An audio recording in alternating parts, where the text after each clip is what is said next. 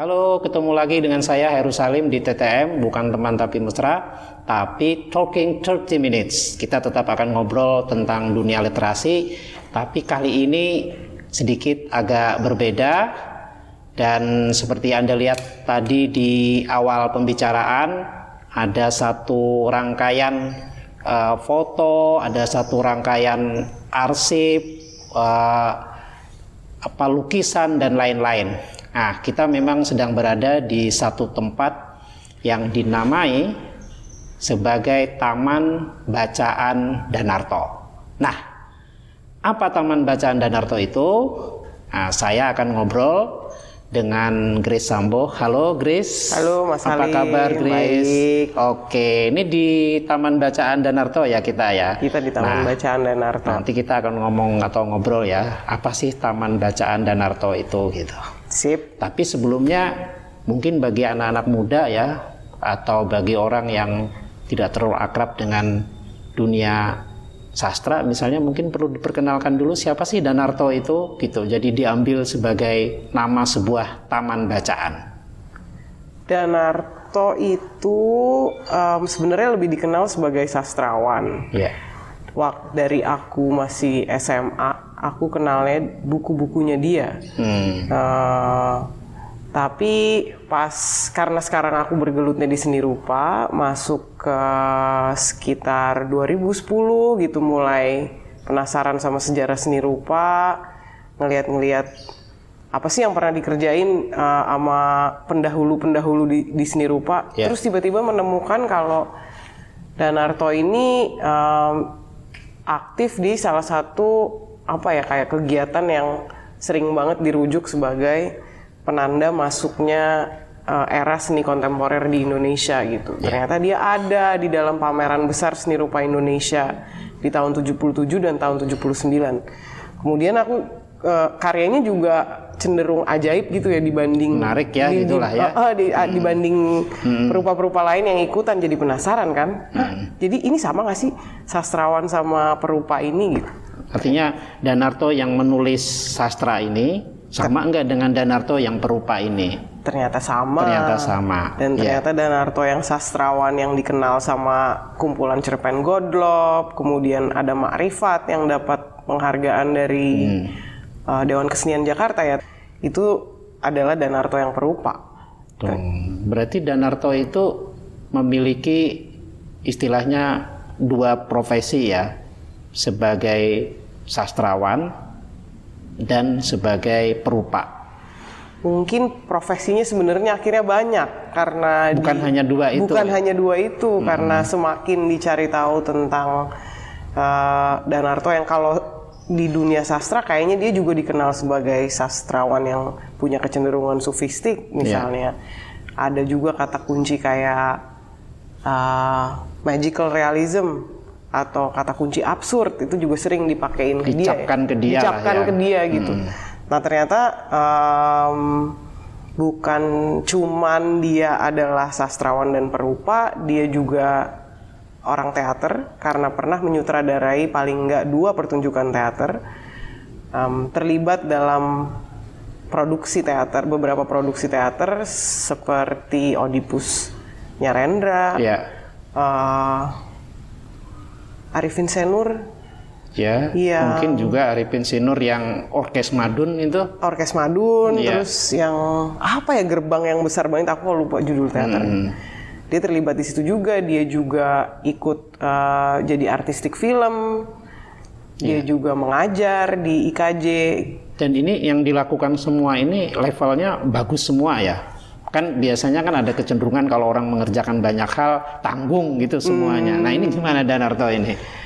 Makin dilihat tuh makin mengejutkan karena semuanya well done gitu ya, selesai gitu. Semuanya tuh selesai, bukan kalau kita ngebayangin ada nih perupa, dia kadang-kadang bikin ilustrasi di buku atau di majalah itu untuk cari uang aja gitu. Nah kalau kita lihat ilustrasinya Danarto di majalah Zaman atau majalah Horizon gitu, itu tuh semua karya-karya yang selesai gitu, bukan karya-karya yang mengisi waktu luang atau untuk kebutuhan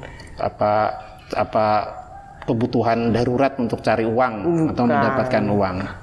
Rasanya bukan sih, kalau semakin dilihat rasanya bukan. Jadi bukan dia begitu. paripurna lah ya sebagai seorang seniman di Renaissance man. ya Renaissance gitu ya. Jadi dia sangat tapi banyak orang mengenal dia hanya sebagai sastrawan ya. Ada faktor apa ya kira-kira itu ya? Iya lucu juga ya. Mungkin karena kalau Tapi ini benar nggak statement saya ini? Jadi dia lebih banyak terkenal sebagai sastrawan. Benar. Ya, oke. Awalnya juga aku mengenalnya dia sebagai sastrawan ya. Dia penulis sastrawan gitu.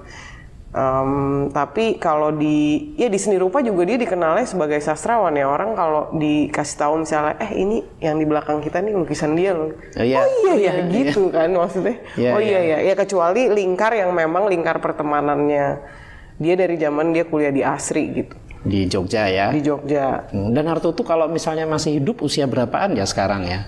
Sekarang berarti 70 masuk 2022, mau 72. Jadi ya tidak tua-tua amat sebenarnya ya. Enggak.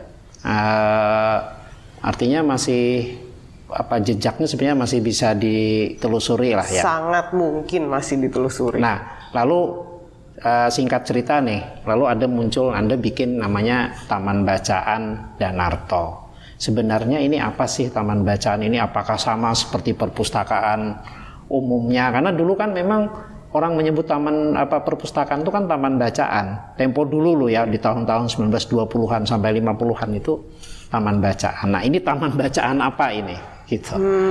Iya, Taman Bacaan Danarto. Kalau istilah taman bacaannya itu sebenarnya emang karena justru pengen balik ke perasaan zaman dulu ya. Iya, artinya perasaan itu memang diambil dari. Iya, memang diambil dari apa sih yang kecil-kecil, anak kecil suka masuk dan cuek yang nggak merasa berjarak, ngambil aja tidur-tiduran baca, kadang ngerjain yang lain nggak harus baca. Gitu. Emang pingin kembali ke perasaan itu sih. Kayak masuk menarik, terus ada bau buku tua gitu kan. Pengen kembali ke perasaan itu, mungkin karena asalnya seni rupa ya, maksudnya praktek sehari-harinya aku dan kebanyakan teman-teman yang mengerjakan Taman Bacaan Danarto ini datangnya dari seni rupa. Jadi kalau kita bikin acara, umumnya kan di galeri. Kalau di galeri kan di depan aja udah ada tulisannya biasanya, do not touch the artwork. Jangan disentuh katanya gitu ya.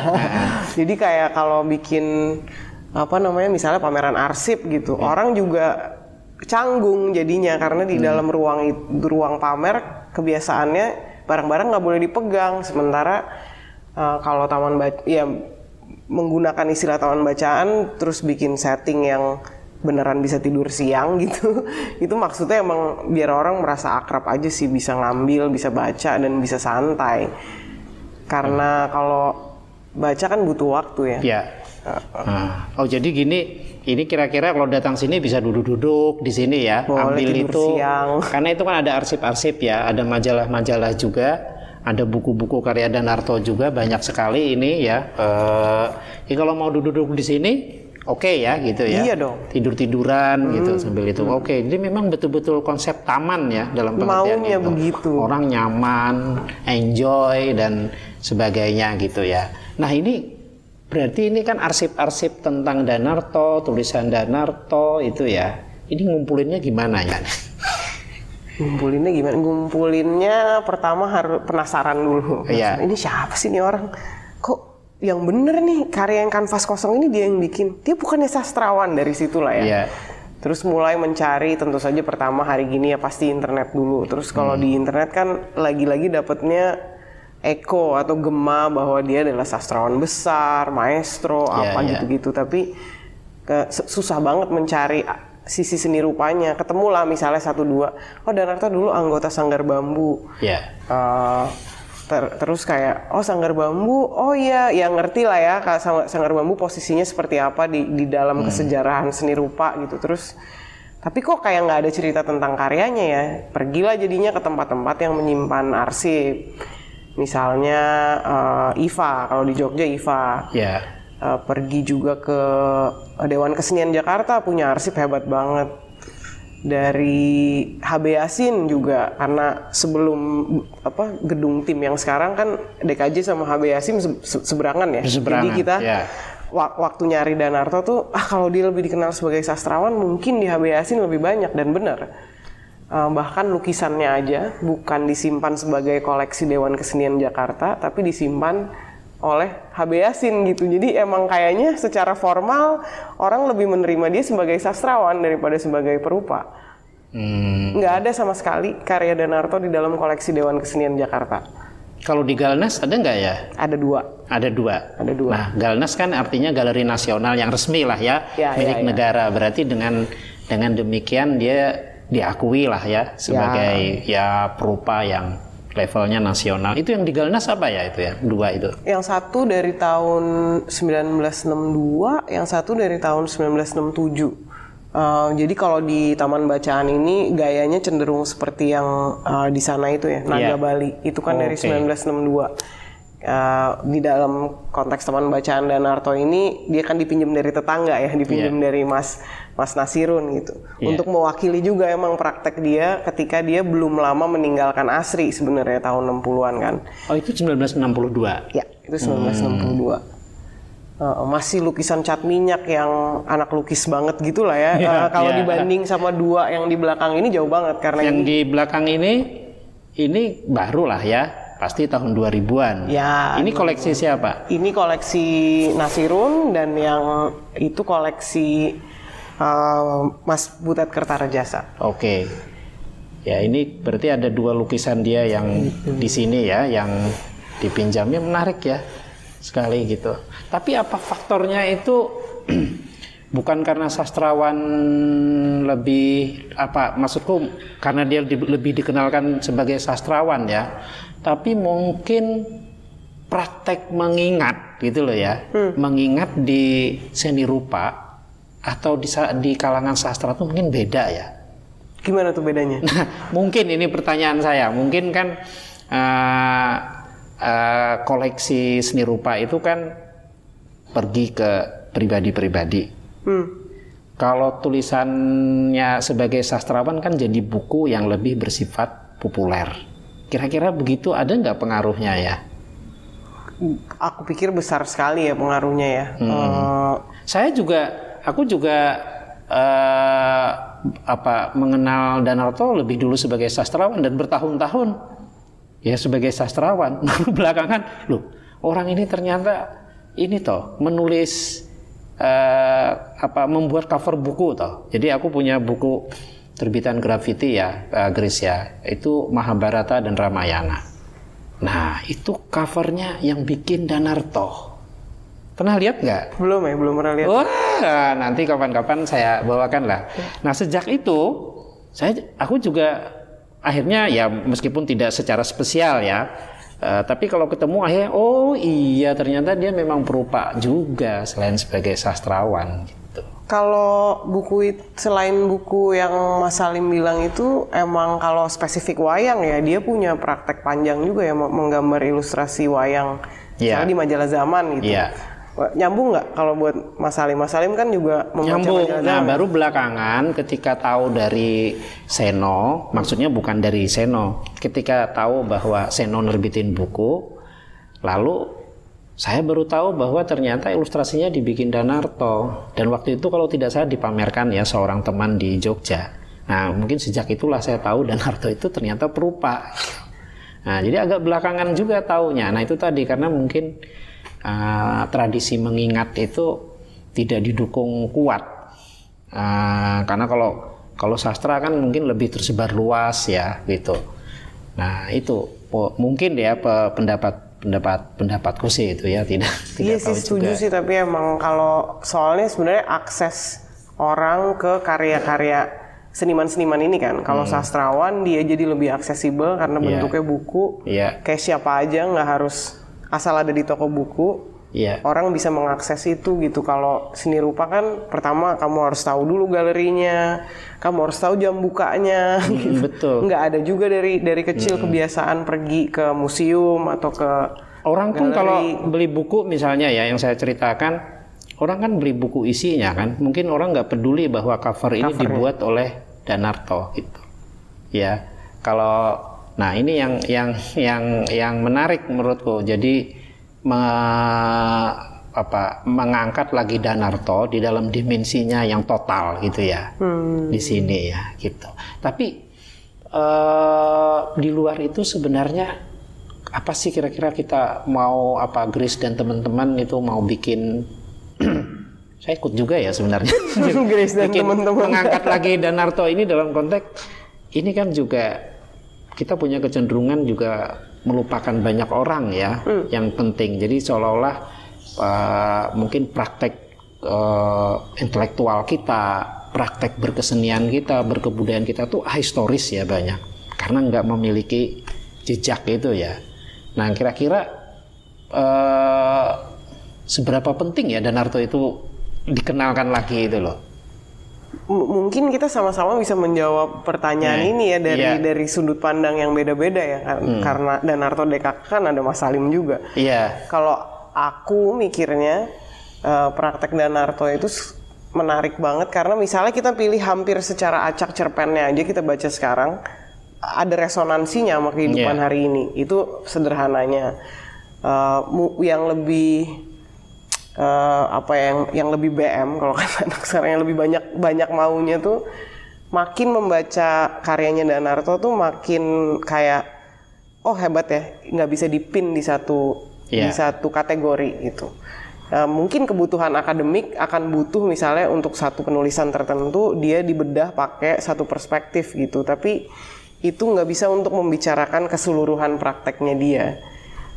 Nah kalau yang sastra kan memang menurutku ada sih beberapa studi ya tentang Danarto. Tapi kalau seni rupa ada nggak yang studi khusus tentang Danarto itu? Nah ini kan ya itu tadi mungkin karena kekosongan itulah ya. Tapi studi khusus juga memang jarang sih di seni rupa ya. Misalnya monograf seniman yang dibikin bukan sama seniman ya. Kalau sama senimannya banyak banget. Ya itu bisa kita anggap upaya mendokumentasikan diri, bisa kita anggap upaya mempromosikan diri tipis gitu. Tipis. Okay. Dan kecenderungannya kan dia mengumpulkan teks-teks yang pernah ada tentang dia. Atau pernyataan-pernyataannya dia gitu. Tapi kalau memang satu buku yang mengkaji gitu, itu khusus yang seni rupanya. Jarang. Nah ini kan misalnya kayak sastra ini kan ada, ini saya kira ini salah satu dialog antara dunia nyata dan tidak nyata. Fantasi dalam kedua kumpulan cerpen Danarto. Ini TH Sri Rahayu Prihatmi ya. Ini saya kira satu contoh studi yang sangat mendalam tentang Danarto ya. Di samping yang lain-lain, tapi ternyata di seni rupa tidak ada semacam studi sejenis ya. Artinya ini bukan hanya menimpa Danarto, mungkin menimpa banyak perupa lain ya. Ya maksudnya misalnya kita bisa menemukan buku tentang Soejoyono, kita bisa menemukan beberapa buku tentang Soejoyono bahkan ya. Tapi kalau misalnya kita geser sedikit lah sama yang seangkatan, Basuki Abdullah. Banyak coffee table book yang ada foto-foto karyanya gitu, tapi buku yang mengkaji praktek melukisnya Basuki Abdullah itu belum ada loh. Wah gitu ya. Itu padahal Basuki Abdullah ya, itu Basuki yang Abdullah hampir yang semua anak mungkin kenal dia sebagai pelukis karena realismenya itu kan. Nah itu menarik itu. Mungkin juga karena tradisi penulisan sejarah seni rupa kita mungkin atau seni secara keseluruhan belum terlalu kokoh ya, gitu ya. Nah, aku kembali lagi ke taman bacaan ini. Ini jadi gini, kok lalu produknya jadi seperti ini gimana sih awalnya dulu? Jadi menampilkan kayak taman bacaan tadi diceritakan. Kenapa nggak bikin biografi gitu? Mau, tapi kan nggak bisa buru-buru. Oke, artinya ini proses ya. Tapi kan kalau paling nggak kalau dari bukan cuma aku, tapi aku, Ratna, Rachel, Cita dari konteks Hyphen, teman-teman yang awalnya meneliti. Ya aku ingatkan ya, yang bikin ini Hyphen ya. Yang bikin ini Danarto kakak ada Hyphen. Ya. Oke, ya ini kelompok Hyphen namanya ya. Oke, terus? Kami tuh punya pengalaman meneliti gerakan seni rupa baru Indonesia. Terus itu penelitian yang panjang dengan dari awal cita-citanya adalah bikin buku. dari awal cita-citanya bikin buku karena Gerakan Seni Rupa Baru Indonesia ini dikutip sama hampir semua penulisan seni rupa. Tapi kalau kita tanya orang seni rupa bisa nggak sebut lebih dari 10 karyanya atau lebih dari 5 lah karya dari pameran-pameran Gerakan Seni Rupa Baru Indonesia, pasti nggak bisa. Kenalnya tuh cuma 5 maksimal 10 karya. Padahal totalnya ada hampir 200 karya. Singkat, itu pun hanya deskripsi singkat sebenarnya, ya kan? Itu dia. Jadi kayak kan gemes, maksudnya kok bisa ya diulang-ulang mulu tapi sebenarnya kita nggak tahu dia apa gitu. Nah dalam proses penelitian itu tuh kan repot ya, maksudnya harus cari bahan, mengundang penulis, terus gimana sih struktur pendanaannya, kalau ngundang penulis kan mesti dibayar apa segala macam. Banyak banget yang dipelajari dari situ, bahannya semakin banyak, pelan-pelan mulai ada nih yang membantu untuk membayar penulisan dan segala macam. Sampai hari ini bukunya belum kelar, tenang aja. Dan menyedihkan gitu karena akhirnya bahannya jadi kita doang yang tahu, yang ngerjain doang yang tahu. Terus beberapa orang lain kalau penasaran tuh bertanyanya lewat japri gitu loh. Kayak kok seolah-olah jadi penjaga gerbang pengetahuan tentang seni rupa baru. Seni rupa baru. Jadi kok nggak enak banget ya, mungkin terus capek juga mungkin menjawab terus ya. Iya. Sampai punya template. Jadi gini cara jawabnya. Di copy paste terus dikirimkan gitu aja. Iya, bahkan udah diupload ke website, kayak kalau kamu mau datanya bisa diakses di link ini gitu. Tapi kan biasanya orang kayak enakan nanya gitu kan. Walaupun akhirnya dikirimin linknya, nanti yang pindah ke penelitian yang ini, mikirnya jadi kayak mungkin nggak sih dari proses menelitinya tuh udah dibuka aja, udah dibuka, siapa aja yang penasaran bisa langsung ikut dan bisa langsung punya output yang sesuai sama prakteknya masing-masing. Gitu. Jadi ini yang dimaksudkan seperti itu ya jadinya. Maunya gitu. Artinya orang datang ke sini meskipun bukan orang Hyphen ya, dia datang ke sini lalu dia merespon. Entah merespon itu sebagai apa, dengan apa itu terserah. Kalau dia cerpenis mungkin akan membuat cerpen, kalau dia pelukis mungkin entah membuat instalasi atau lukisan. Kalau dia peneliti mungkin dia akan mengambil satu dimensi dari Danarto dan lain-lain, terserah ya. Saya kira menarik sekali kalau begitu. Artinya ini kan proses yang nanti hasil dari respon-respon itu kita nggak tahu seperti apa ya. Menarik sekali. Kemarin udah coba ya, kayak walaupun masih diantara teman-teman yang meneliti, kayak kemarin ada Saleh Hussein, ada Togar yang band-bandan di sini gitu. Mereka nongkrong aja 3 hari duduk-duduk. Ada gitu Tamara. Gimana kalau liriknya gini aja? Latihan, rekaman jadi lagu. 3 lagu dalam 3 hari. Itu satu contoh respon musik ya. Iya. Komposisi musik ya. Ada rekamannya itu ya? Ada. Ya. Oke, bisa kita tonton itu seru-seru sekalian nanti ya. Rekamannya itu tuh. Terus yang lain-lain lagi ada acara ini enggak edisional? Ada acara tambahan apa di Taman Bacaan ini sebagai stimulus untuk mendorong respon itu misalnya apa saja? Kalau waktu memulai penelitian ini terus mulai memperluas dengan ngajak teman-teman seperti Mas Salim, Mbak Sadiah, Anissa Rahadi gitu ya. Itu kan levelnya masih oke, kita udah punya data yang basic gitu kayak clipping atau apapun lah yang bentuknya arsip udah ada. Sekarang kita wawancara orang yuk gitu kan. Terus kita mulailah wawancara orang-orang yang dekat dengan Danarto seperti Sardono Wekusumo, Seno Gumira, Hikmat Darmawan, banyak lah ya yang kita wawancara. Yang pokoknya mungkin orang yang pernah berkontak lah ya, saya kira menarik itu. Itu dari situ kan, tapi itu kan sebenarnya internal ya, kita aja para penelitinya aja gitu yang punya akses terhadap informasi itu, jadinya bisa sih ditranskrip segala macam, tapi itu kan PR lain gitu. Nah kalau yang di Taman Bacaan ini maunya obrolannya jadi obrolan publik gitu. Rencananya sih kita mau bikin bagaimana membaca Danarto gitu. Belum ketemu nih judulnya apa ya enaknya ya. Mau kita judulin Ikro gitu, baca. Ikro atau Ikro di Taman Bacaan. Iya. Ya mungkin itu dipikirkan misalnya. Tapi itu menarik saya kira. Mungkin rekaman-rekaman gitu juga penting ya sekarang ya.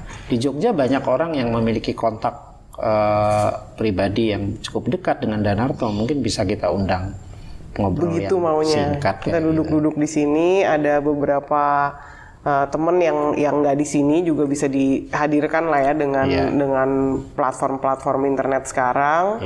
Ada satu teman yang sejarawan sama akademisi dari Kuala Lumpur yang baru aja kami share bahannya, tapi dia punya apa ya, bekal penelitian tentang kebudayaan Melayu yang cukup kental dan punya ketertarikan yang spesifik sama Islam di Nusantara gitu.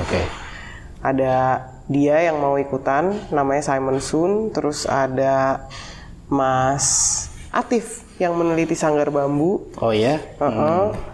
Mau ikutan sama siapa lagi ya? Belum tahu sih siapa lagi, tapi pinginnya paling nggak ada 3 orang yang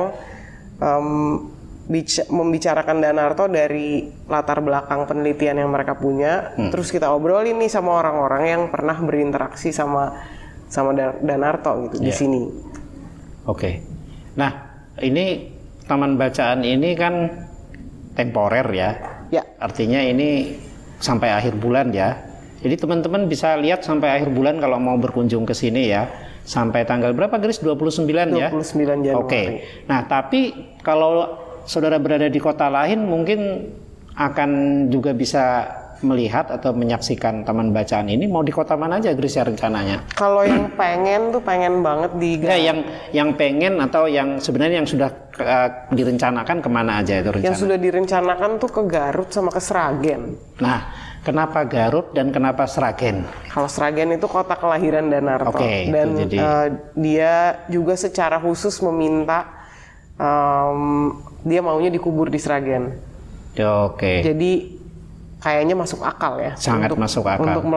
Untuk bikin di Sragen. Terus kalau Garut karena dari membaca tentang kehidupannya, Garut itu tempat pertama kali dia belajar sholat. Dan apa ya, kalau aku ngelihatnya bukan soal kerohaniannya sih, aku ngelihatnya gila ini teatrikal banget ya momennya gitu, cara dia menjelaskan momen itu karena dia belajar sholat. Bayangin ini pertama kali ya, pasti salah apa dan pakai buku gitu, pakai buku panduan belajarnya. Oh, itu ditulis dia atau gimana? Ditulis sama Taufik Ismail di pengantarnya, lupa, bukan Cahaya Rasul, satu lagi. Oh iya ya, nanti kita lihat. Oh gitu ya. Ditulis menarik sekali.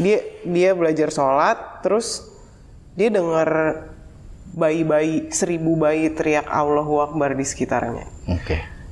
Secara tekstual aja kan bikin gitu ya, kayak epic banget nih kejadiannya. Tipikal Danarto ya. Saya juga kalau makin membaca cerpen dia, makin merasa bahwa Danarto sebagai perupa itu mempengaruhi cara dia mendeskripsikan realitas. Jadi maksudku ini memang dalam bentuk kalimat ya, tapi rasanya ini seperti kalimat yang diturunkan dari sebuah lukisan gitu loh maksudku. Jadi kayak ini nggak akan mungkin penulis yang tidak kenal dengan seni rupa mungkin nggak akan bisa menulis seperti ini. Kalau dia seni rupa kan dia membayangkan melukis ini, mempertemukan ini kan sangat mungkin. Semacam anak kecil itu kan kadang-kadang warnanya aja kan tidak terbayangkan. Orang tua kan sering menyalahkan, warnanya kok begitu? Padahal itu kan imajinasi dia. Nah, saya kira loh ya, jadi bukan hal yang terpisah di kepala Danarto sebagai perupa dan penulis. Memang itu integrate sebenarnya. Sebenarnya iya menurutku. Dan mungkin memang ada banyak catatan yang diwawancara di mana dia bilang dari awal dia pinginnya jadi sastrawan, jadi penulis gitu, tapi dia nggak bisa aljabar atau apa, akhirnya dia sekolahnya seni rupa karena nggak bakal ada aljabar gitu kan. Tapi aku sudah menemukan banyak sekali gitu kemungkinan atau preseden di mana gambar itu duluan sebelum teks. Misalnya gitu. yang paling vivid karena karyanya ada di dalam koleksi Galeri Nasional.